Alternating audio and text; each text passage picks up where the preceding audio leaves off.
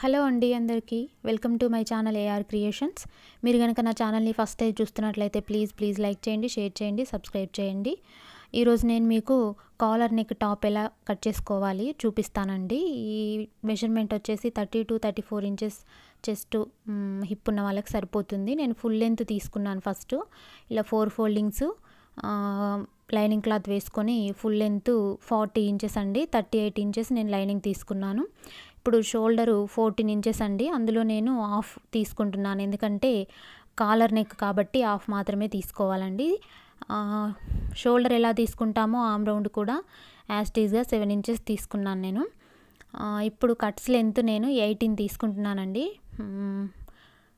Full length దగ్గర నుండి cuts length పెట్టుకున్నాను. ఈ కట్స్ లెంత్ పెట్టుకున్న ఈ భాగం ఉంది కదా 18 ఇంచెస్కి, దీన్ని మనం హిప్ లాగా తీసుకోవాలి. ఎందుకంటే హిప్ కొలతలు పెట్టుకోవాలి. ఇప్పుడు హిప్కి చెస్ట్కి మధ్యలో మనకి వెస్ట్ వస్తుందండి. ఎలా అంటే చూడండి, నేను చూపిస్తున్నాను వీడియోలో. ఇలా మధ్య భాగంలో ఆఫ్ చేయాలి. చెస్ట్ నుంచి హిప్కి ఆఫ్ చేస్తే అది వెస్ట్ అవుతుంది మనకి. ఇలా చెస్ట్, వెస్ట్, హిప్ ఇలా 3 ఎక్కడెక్కడైతే వస్తాయో మనం కరెక్ట్గా మార్క్ చేసి పెట్టుకొని అక్కడ మనము కొలతల ప్రకారం మార్కింగ్ పెట్టుకోవాలండి. ఇప్పుడు నేను ఫస్ట్ ఇక్కడ చెస్ట్ కదా, చెస్ట్ 30 ఆఫ్ ఉందండి మనకి, దాన్ని బై 4 చేస్తున్నాను నేను. ఇలా టేపు సహాయంతో ఇలా బై 4 తీసుకుంటున్నాను. 30 ఆఫ్ని బై 4 తీసుకుంటున్నానండి. ఇలా బై 4 తీసుకుంటే మనకి ఎంతైతే వస్తుందో అంతా నేను 7.5 మార్క్ చేసుకొని ఖర్చు కోసం 2 ఇంచెస్ ఎక్స్ట్రా తీసుకున్నాను. ఇంకా వెస్ట్ కూడా బై 4 తీసుకుంటున్నానండి. సేమ్ 2 ఇంచులు ఎక్స్ట్రాగా తీసుకున్నాను.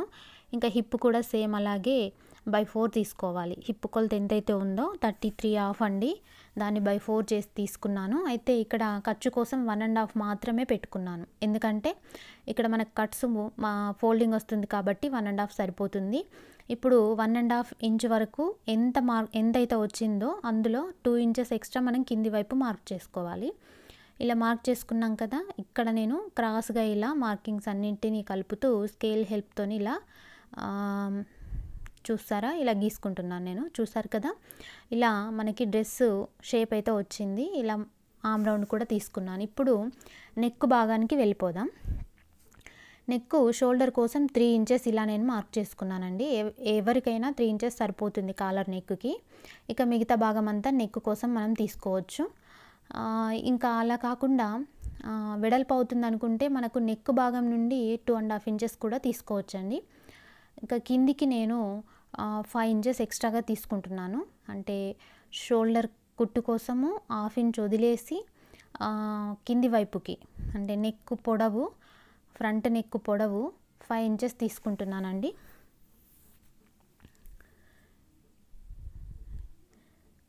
ఇక్కడ నుంచి నేను ఇలా 5 ఇంచెస్ మార్క్ చేసుకున్నాను.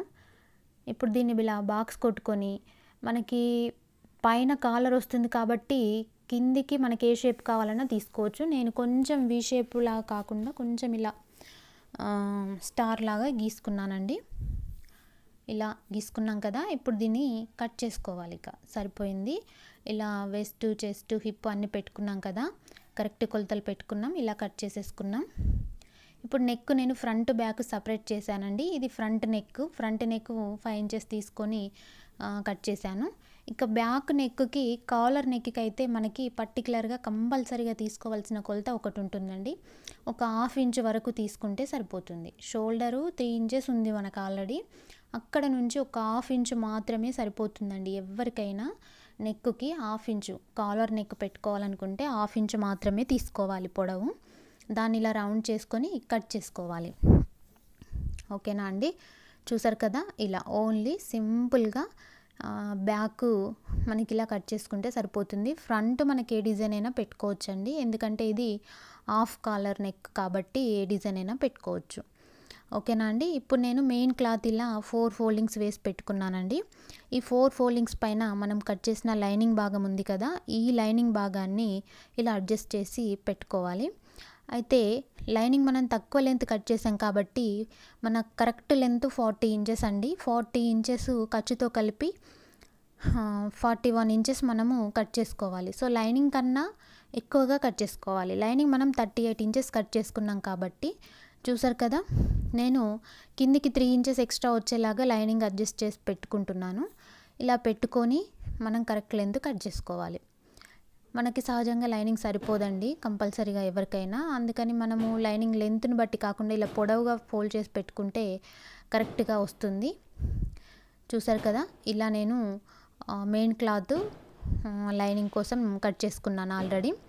ఇలా ఫినిష్ అయిపోయింది కదా. ఇప్పుడు నేను ఎల్బో హ్యాండ్స్ తీస్తున్నానండి. ఎల్బో హ్యాండ్స్ ఇక్కడ లైనింగ్కి చాలా జాయింట్ పడ్డాయండి. దానిలో నేను ఫుల్ లెంత్ తీసుకొని ఇలా 2.5 ఇంచెస్ లోపలికి తీసుకొని లైన్ గీసుకుంటున్నాను. ఈ లైన్ పైన మనకి మెయిన్ లెంత్ ఎక్కడికైతే హ్యాండ్ లెంత్ వచ్చిందో అక్కడి నుంచి ఈ లైన్ పైనకి ఆర్మ్ రౌండ్ తీసుకోవాలి. ఆర్మ్ రౌండ్ బై 2 మాత్రమే తీసుకోవాలండి. మనం ఇక్కడ మెజర్మెంట్ తీసుకునేటప్పుడు ఇలా ఖర్చు కోసం 2 ఇంచెస్ ఎక్స్ట్రా తీసుకున్నాను. ఇప్పుడు ఇలా నేను షేప్ చేసుకుంటున్నాను. హ్యాండ్ రౌండ్ కూడా 5 ఇంచెస్ తీసుకున్నానండి. ఇలా షేప్ చేసేసుకున్నాను. ఇప్పుడు దీన్ని మనం కట్ చేసుకుందాం. లైనింగ్కి జాయింట్ పడినా కూడా మెయిన్ క్లాత్కి పడకుండా ఉంటే మనకి పర్లేదండి. అందుకే నేను లైనింగ్కి మధ్యలో ఇలా జాయింట్ వేసేసి దాన్ని నేను హ్యాండ్ షేప్ తీసుకున్నాను. ఇప్పుడు ఇలా మెయిన్ క్లాత్ ఉంది కదా, మెయిన్ క్లాత్ని కూడా దీనిపైన ఇలా వేసుకొని దానిపైన నేను లైనింగ్ని అడ్జస్ట్ చేసుకుంటున్నా. ఇలా చూడండి, జాయింట్ పడకుండా మనము ఇలా అడ్జస్ట్ చేసుకోవాలి. 2 హ్యాండ్స్ వచ్చేలాగా ఇలా నేను కట్ చేసుకుంటున్నాను.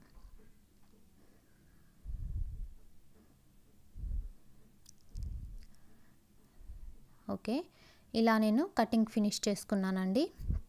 2 హ్యాండ్స్ ఇలా పెట్టి ఫోల్డ్ చేసుకున్నాను. ఓకే అండి, ఇలా మనకు కటింగ్ ఫినిష్ అయిందండి. Thank you.